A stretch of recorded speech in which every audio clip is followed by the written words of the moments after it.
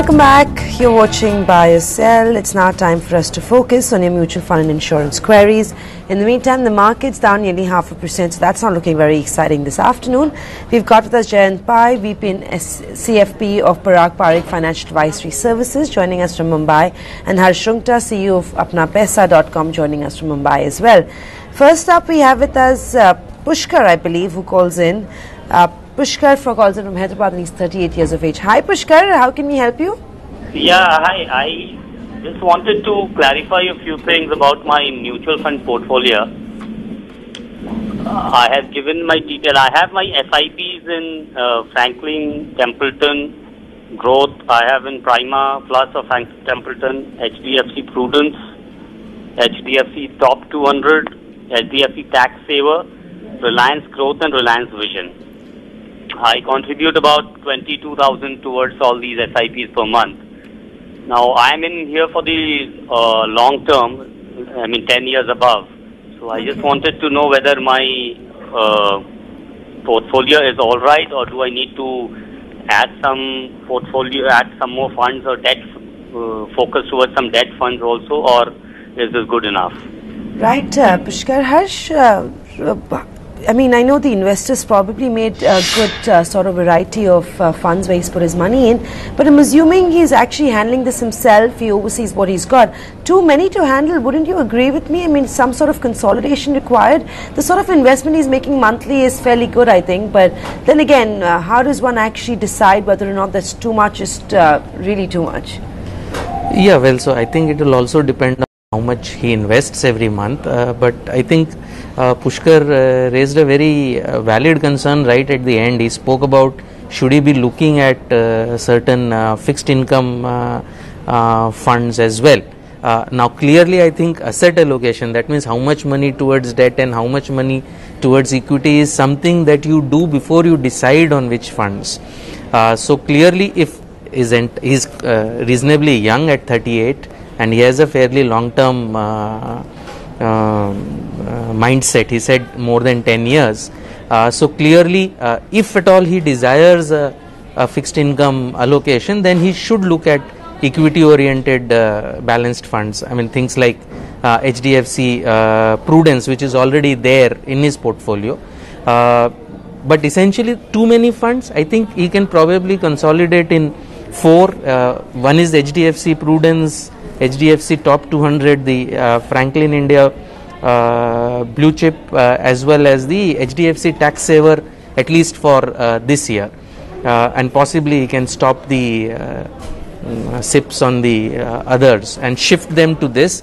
Since he desires probably to increase his fixed income exposure, possibly he can shift it to HDFC Prudence. Right, that's Harsh Rungta's advice coming on that. And then I believe you're quite impressed by his selection of funds, right? But the investors talked about, I don't know, investing a little bit more in the debt-focused funds. Would you agree? Should he be looking to increase his exposure, given that he's already got about 10-12 funds on his portfolio? Yeah, that's true. But debt exposure can come in a variety of ways. For instance, if he is already employed, he may have his EPF allocation, plus he may have some fixed deposits. So you have to look at that angle also. So after that, after those other debt instruments, if he is still facing a shortfall, or if he feels that his asset allocation is not balanced, then he could opt for some good debt funds, maybe some good short-term income funds such as Templeton India Short Term or Kotak Floater. Some of these are there, but look at it in a holistic way. So your other debt asset allocations should also be looked at. Otherwise, yes, his fund selection is good, and he is not overweight on some of these fancy funds, the sectoral and thematic funds. Only thing, I don't think he should look at any more funds in future, because he has a good enough list already. Any future investment, because as his income grows, I'm sure he would like to invest more in SIPs.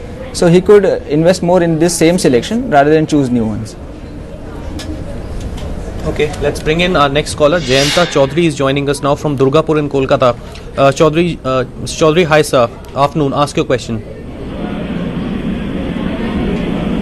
Mr. Chaudhary, if you can hear me, go ahead sir. Ask your question. Hello. I am Jayanta Chaudhary, talking from Durgapur. Yes, okay, sir. I have purchased 90 at per 19 rupees 95. It is taxable mutual fund. Right. But it is now I want to systematic investment this plan. But I want to know from you the future of this plan. What will be the target in the near term? Well, you know, mutual funds are not like stocks, so you cannot predict targets, at least from a long-term or short-term point of view. These are investment vehicles which have to be held on for the long term. So this is one doubt if you have. I just want to clear it, that please do not look at these as short-term trading opportunities. You'll be disappointed. Jen, what should the investor do? He has taken an exposure. I think he's not really well informed as to how should he pace about his investment. Maybe somebody pushed it to him. Maybe somebody just asked him to buy it. How would you rate, of course, his investment, and also does he require to switch over to some other good mutual fund? I mean, he may be a victim of the March effect, you know, where purely tax saving is the reason. But luckily, he has chosen a decent fund, you know, and if he's of a conservative bent of mind, I think this fund is good enough for him, because there are some technical things like beta and all that which we have looked at, and this fund scores well on all those fronts. So he, and of course, if it is within the lock-in, he cannot do anything about it. So only once the lock-in is over of 3 years, then he should review it as to whether it's good or not. The second is that if he wants to add some other fund, I mean, if this is the only fund, I think he has to, you know, expand his selection, because this is more of a mid-cap oriented fund, mid-cap ELSS. So he could add a good large-cap fund, say a DSP Top 100 or a Franklin Blue Chip. So that will give some balance to the portfolio. And also, I believe he has invested in LIC Market Plus. See, actually, this is more of a deferred pension plan. I don't recommend such plans because they are very complex. You know, it's very easy for a so-called distributor or seller to just paint a fancy picture, but there are a slew of charges. They're very opaque. And also the thing is, once you're into this, you know, exit is very difficult. I mean, the impact cost is very high. So if he is already into it, I suggest he stay put. He could, you know, stop paying further premium if possible. And but at least for the whatever he has already invested, I suggest he stay put. Okay, all right. So you can hold on to Reliance taxable, but you might want to look at a large cap fund as well. Harsh, what's your opinion? Just one mutual fund isn't enough, and of course the investor had some doubts. But what would you say when it comes to his portfolio? Lot needs to be done. Yeah, well, clearly there isn't a portfolio in the sense of a portfolio. Clearly both the investments are from a tax saving perspective, and sometimes when you just invest, as Jayan said, the March effect can be pretty dangerous for your investment returns. So even if so tax of course is a very important consideration when investing, but that cannot be the only consideration, which I think is the issue that Jayanta has. If he wants to continue investing in tax saving funds, I think another good option probably would be the Fidelity Tax Advantage plan, and obviously he cannot switch from Reliance if the 3-year lock-in period is still not over, and if that is over, he should shift to a large cap or a diversified fund like HDFC Top 200 or HDFC Equity, etc. LIC Market Plus, again, like most ULIP plans, it's not clear when he has taken it, but most of the costs are upfront. So going forward, the costs are reasonable. But I think the interesting thing about particularly this ULIP plan is that the returns have been extremely mediocre. I mean, we've had about 12% annualized returns, and if you look at any reasonably performing diversified equity fund, a 3-year point-to-point return would not have been less than 30% for the last 3 years. So I think clearly the returns have not been good. Subject to the tax implications being studied, he should consider switching to some other fund. Well, that's the advice coming in, Jayanta. Next up, we have an email from Shikha Agarwal, and I'm just going to quickly run through what she owns on her portfolio. She's got HDFC Top 200, HDFC Equity, DSP BlackRock Top 100 Equity, DSP BlackRock Equity, Reliance Growth, Reliance Banking Fund, Reliance Pharma Fund, Reliance Regular Savings Equity, and UTI Dividend Yield. Jayanta, what is it that you're making of Shikha's portfolio? Is it looking any good to you? Any sort of changes that you're recommending her, or you seem pretty impressed with all of them? Fund selection is good. but many people are making this, it's not a mistake as such, but it's a duplication, because both the HDFC funds are very similar in nature, the fund manager is the same. So you could consolidate that, you could either stop your SIPs in one of these and double your SIP in the other one. You can shift the money there. And also one more thing is that these banking funds, they have been very popular recently, but I feel that it's a mere duplication again, because most of the diversified equity funds have financials as their largest sectoral holding, since they are around 20% in the Nifty. So most of these funds anyway have it. Right. So I think it's an unnecessary duplication. So again, she could consider switching from that and maybe increasing, using that same those proceeds to add to the other funds that she already has. Okay. Shikha, that's the advice coming in, to avoid some sort of duplication. You want to consolidate that HDFC fund that you're invested in, and of course increase. Mr. Unta, what is your call on Shikha's portfolio? Do you like it? And if yes, that's fantastic. If not, what are the kind of changes you're recommending her on? Yeah, I think broadly the portfolio is pretty good. I mean, it's a mix of primarily large cap. She has a couple of mid caps and two sectoral funds, which is a little unusual. But fortunately for her, both the sectors have done quite well. Both Reliance Banking and Reliance Pharma has done well. I would suggest that she should do some amount of consolidation. Just way too many funds, and I think the consolidation can be around HDFC Top 200, HDFC Equity, Reliance Regular Saving Fund, and the UTI Dividend Yield Fund. I mean, primarily all of them are very large cap, can continue. It has inherent risks that are larger than the overall risks in equity. As long as you remember that, I think that's okay. If she wants an exposure in mid cap and small cap, possibly look at IDFC, Premier Equity, or ICICI Prudential Discovery. Shashikant is now with us from Hyderabad. Shashikant, hi. Good afternoon. Ask your question. Shashikant, if you can hear me, go ahead, ask your question. Yes, so for the last 3 years, I've been investing 34,000 per month, and just now I've increased the SIP allocation to 50,000 per month as per the following details I sent on email. So can you please suggest if this is the right allocation at this stage, and if I continue the same pattern of investment for the next 20 years, how much can I expect in terms of returns? And since infra is down and out, would you recommend getting into infra at this stage, and also any suggestions on gold ETF, please? Well, first, a question from my side. Why do you want to get into the infra space? Secondly, any particular reason for acquiring thematic funds like Reliance Media and Entertainment Fund, even Reliance Pharma Fund? Any particular motive behind buying sector or thematic funds? Actually, it was purely out of ignorance. I was at an early stage. I was told to invest in SIP. I just picked up various sectors, but then I got some inputs to consolidate, and now, in fact, I've consolidated and put in more into blue chip and large caps. So that is why I just wanted suggestions if I have to discontinue any of these. Because I'm seeing decent returns of 10%, but infra has knocked me down and I removed some of them from my portfolio. Right. But when it is down, I think, do you suggest getting in at this stage in infra? Okay, not only for infra, but for any thematic or sector specific fund, unless you have the capability to track the sector, I wouldn't suggest getting into it. But Jayant, if you exclude these two funds, the media fund and the pharma fund, rest of his portfolio looks pretty okay.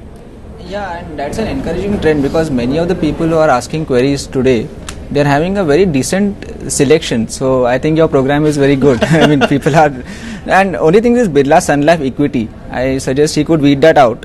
And also this Sundaram Select Mid Cap and SBI Mid Cap. They have, I mean, we have given them enough opportunity to perform, but they still are not doing too well for 3 years or so. So all these could be weeded out. So once he stops the SIPs in these three, around 8,000 rupees will be freed up. I personally like infra at this point because there is too much of negativity all around. But these infra funds which are there, I don't suggest he go into any of those because most of them are proxies for the banking sector. Because simply, I mean, they have expanded their mandate to include banking. So what I would suggest is he could choose the infra Bs, which is an ETF, a benchmark ETF solely devoted to infra without any financial sector exposure. He could begin, there's no SIP concept in an ETF, but he could invest 4,000 per month in that. And yeah, a little bit of gold could be okay because he's not going overboard on it. So the balance 4,000 could be invested in say a benchmark gold Bs. So 4,000 in infra and 4,000 in this, and yeah, no doubt infra is not in favor now, but if you do it through SIPs, it will even out some of the volatility. Harsh, my question to you is not related to the thematic funds. Jain more or less already answered, but for investors who don't generally track the market so closely, does it make sense to be in a mid cap fund, or do you think flexi caps make more sense, which again gives the fund manager the flexibility to shift between the large and the mid cap or even small caps whenever the markets turn the way they are? And of course, if gold is to be in his portfolio, in which form should he actually buy it? So let me answer the second one first. I think clearly on gold, especially for a regular salaried person, a typical SIP into a regular gold fund, there are currently only two, Kotak and Reliance, which in turn invest in their relevant ETFs. Although there is a double charge, but then you save on the demat charges and the brokerage, more or less it works out the same. I think at overall 10% allocation to gold out of your overall portfolio, I think is something that Jain should definitely look at. The client should definitely look at. The other one as to do you do flexi cap versus mid cap? I think on the long run there is absolutely no issue with investing in funds that specialize in mid cap as long as you have overall exposure in large cap. So a small portion exclusively in mid cap may not be a bad idea. Again, I think mid caps is something that's going to go through a bit of a roller coaster. So I think you need to be a patient investor. Some of the funds that he has today, I don't think have done too well. Possibly he can switch it to, as I mentioned, IDFC Premier Equity or ICICI Pru Discovery. One interesting thing is I assume he has some fixed income exposure somewhere because all these are equity exposures. There should be some fixed income exposure which probably he has in terms of a provident fund or public provident fund or employee provident fund at least, because some amount of fixed income exposure is also good. We have with us Prashant Nahar. He's a software engineer calling in from Bangalore. Hi Prashant, what's your query? Hi, I have some SIP-based mutual funds which are HDFC Top 200, DSP BlackRock Top 100, DSP World Gold Fund, ICICI Dynamics, and HDFC Mid-Cap Opportunities. I just want to ask two things. One is it this diversification is enough, or from a long-term perspective, do I need to add in anything else to for all other things? Right. So Runta, you've looked at Prashant's portfolio. He's got a fairly diversified mix of funds that he invests in. He does also indicate, or rather ask, if the diversification is enough. Should he be adding any more to his portfolio? And secondly, he also says that he's looking at some investment from a retirement perspective. I'm assuming then that would be more safer investments as opposed to equity related funds, right? How old is Prashant? How old are you? Okay. Prashant, I don't know if you can hear us, but can you tell us how old you are? 32. Okay. So I think retirement is quite some while away. So obviously I think whatever asset allocation he does, I think equity would have a major part of that because it's at least a good 25 plus years away. I think he has diversification is decent, although the gold fund that he has is essentially actually a feeder fund that feeds into a worldwide gold fund. Possibly, I think it might be better if 10% of whatever he is saving, he would put in a regular gold fund in India, which invests in physical gold, which could be, as we said, typically if he likes SIP, basically could be the Kotak Gold Fund or the Reliance Gold Fund. The large caps are pretty good that he has. Possibly in terms of the small and mid cap, the funds that he has haven't really done that well, and I think he could select IDFC Premier Equity or ICICI Pru Discovery to the extent that he wants small or mid cap exposure. I also think, Prashant, that you had some questions on your insurance exposure. What was the question that you had? Well, that's the advice coming in from Mr. Rungta. Jayant, what do you make of Prashant's portfolio? Yeah, it's a nice compact one. It's not spread all over the place. Only thing, he has this HDFC Sensex fund, which is an underperformer for a long time. So I suggest that he move out of that and move to one of the other large cap funds that he has. I believe he already has an investment in DSP Top 100. So that will be a good enough replication. Although it's not an index fund, there are enough large caps in that which could replicate this. And also his mid cap funds are okay, dynamic, and he has mentioned HDFC small and mid cap. There's no such fund, but I'm presuming he owns HDFC mid cap, which is one of the better performers.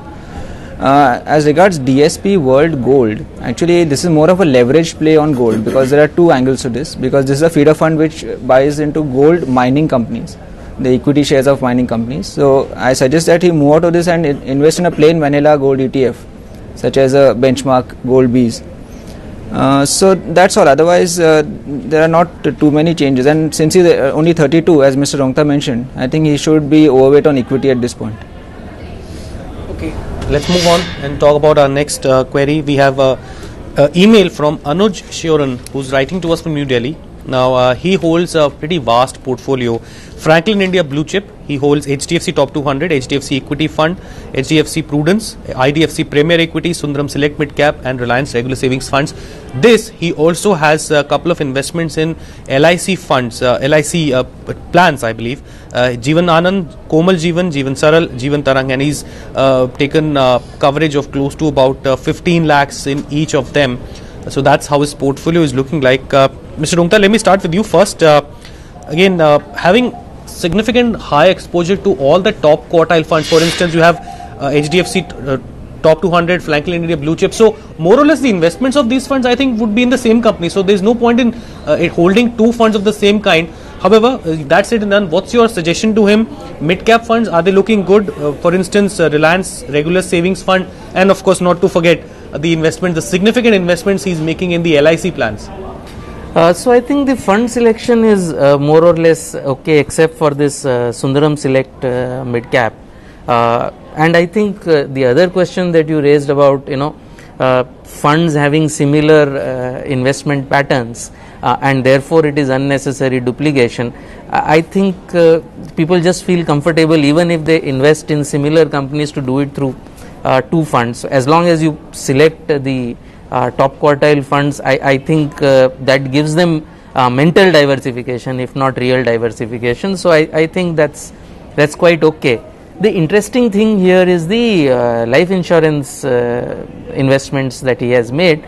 All of them are clearly endowment policies, and I mean he's paying a fair amount of money, almost I think 20,000 rupees a month for all these endowment plans.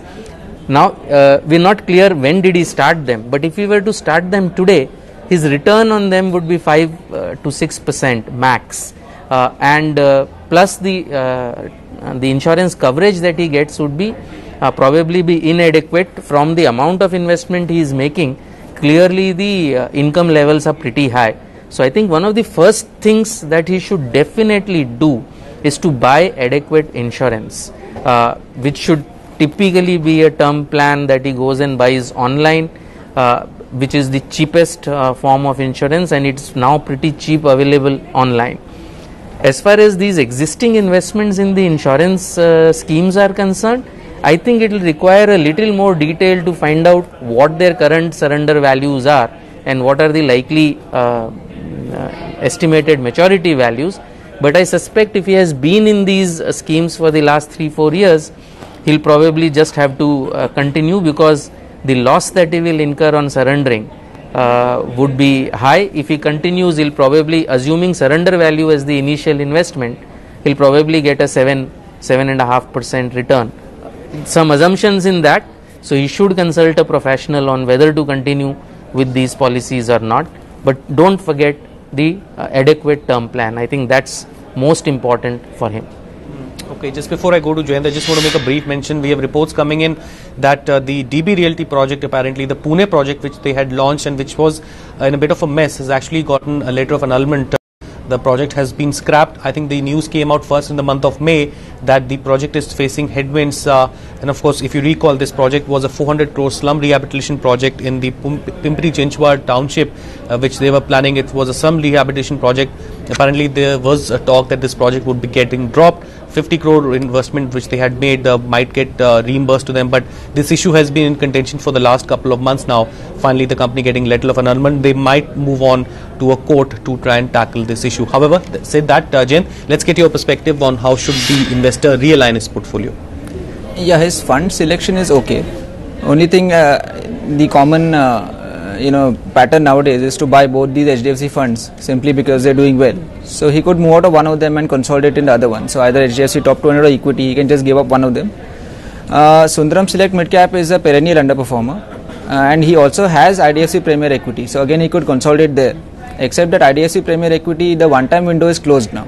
So once he redeems Sundaram Select Midcap, he could either commence an SIP from the proceeds into IDFC or wait till the window opens, which should open once every 6 months. It opens. Other funds are okay, and he's gone overboard on insurance. I mean, if he's clear about why he's done so, then I still feel it's okay. But mostly people are not very clear. If he has done it from the life cover point of view, I don't think these will give him enough life cover. I don't know his full case, but based on whatever I see here. And if he's doing it to meet some financial goals, as Mr. Rungta said, I mean 5 to 6% per annum, it's not even positive returns after inflation. So on both fronts, these policies don't seem to be good enough.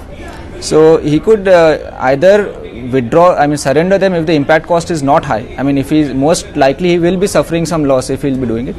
Or he could just convert it to fully paid up. So future premiums need not be paid. The money which is freed up there, he could use it to bolster the SIPs in his existing mutual funds. So that's I think that's the least cost way out. Well, Anshu, that's the advice coming in from Jayant and Harsh, both on your portfolio. Well, Sel, we now have with us the management of PSL Limited, Ashok Punj, Managing Director of PSL Limited, joining us on a phone line. That stock is up about 4% on reports that they're likely to bag a 500 crore rupee order. Thanks very much, Ashok, for joining us this afternoon on NDTV Profit. Ashok, take us through these details of this order. Your stock has obviously reacted very sharply. It's up about 4%, and there are reports that you've bagged an order worth 500 crores. In fact, we did announce last week an order from NTPC to the extent of 130 odd crores. But at the moment, we don't have any announcement of 500 crore order. There are several bids outstanding in the market, but we have not from any customers to that effect. I think some of the high may have to do with the general improvement in sentiment in the pipe industry, because the gas grid implementation is picking up speed, and we see something that we haven't seen in the last year or two in the industry is an overhang of potential and implementation of projects which have been delayed or on hold for some time now. We see some of those bottlenecks being removed, and the industry is, I think, generally bullish on growth in the next year or two. And I think that's reflected in some of the market movement today. Right. Mr. Punj, I know you won't comment, but still I'm going to try and pin you down. Can you give us a sense what's the total order book like, and how many contracts have you currently bid for, which are potential orders that you might actually get? Can you give us a sense on how's that going to pan out? Yeah, Ashu, the order book at present is at about 2,600 odd crores. And in terms of orders outstanding, this can be in very large numbers, as much as 2,000 crores or 2,500 crores. Should not be taken as an indication of order booking at that level, because some obviously not come to us, some of those bids. And the ones that do come to us may come for a longer period of time. So while, as you rightly said, we can't speculate on orders yet to be received, but I think there is a trend in the industry, particularly in the implementation of gas-related pipeline projects. There is a increase in the momentum, and I think that is reflective in the market. Looking at scripts that are dealing with that sector. Right. And sir, that was exactly going to be my next question. I was reading the press release that you had sent on 14th of June, which was a 753 crore order you bagged from GAIL. I'm presuming the next order might also come in from GAIL. Can I assume that, or perhaps it's a little far-fetched? That would not be correct. There is no imminent offer from GAIL likely. There are several bids outstanding to other gas players, including GSPL, and GSPL has a large backlog of pipeline projects relating to the gas grid, which they are to implement. So, if anything, if there's movement in the coming months, GSPL will be the source for additional work in the industry.